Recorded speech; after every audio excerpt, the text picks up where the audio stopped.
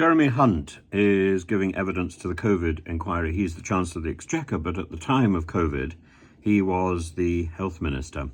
And he explains how, as Health Minister, he'd gone through a pandemic simulation, and it was assumed that Britain was very well prepared. He quotes the Johns Hopkins University, which ranked the UK as the second best prepared country in the world in its Global Health Security Index. So he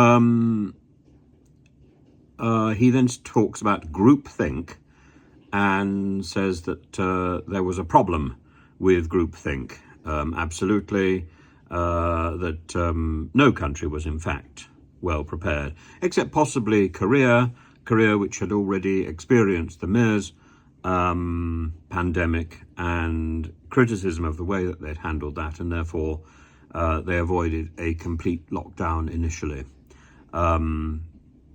Maybe they handled things better, but the word that Jeremy Hunt is avoiding, the word that is screaming out to be used, is arrogant.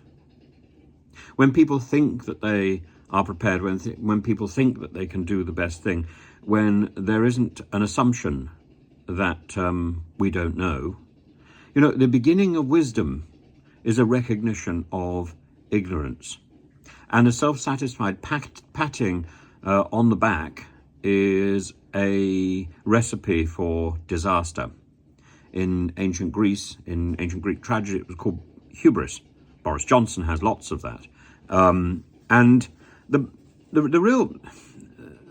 real focus should be respect for the world around us, respect for the people we are entrusted to govern, and respect for other people in the system, in the government. And I don't think this present government understands the concept of respect.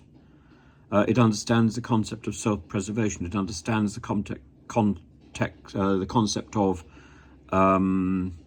slogans and ideology and advertising. This present government should take over an advertising business rather than continuing government, because I'm sure it would do very well taking over Saatchi and Saatchi or something. It's got the right instinct. It's about message. It's not about doing anything. It's about promoting its message. That is not the business of government. That's the business of an advertising agency or a PR firm. And I don't think this government has understood that. And Jeremy Hunt is, frankly, one of the worst offenders. I think he's probably quite a nice man. Hungry for power, of course, and did whatever he could to gain power from Boris Johnson. But was he ready for that? No, demonstrably not.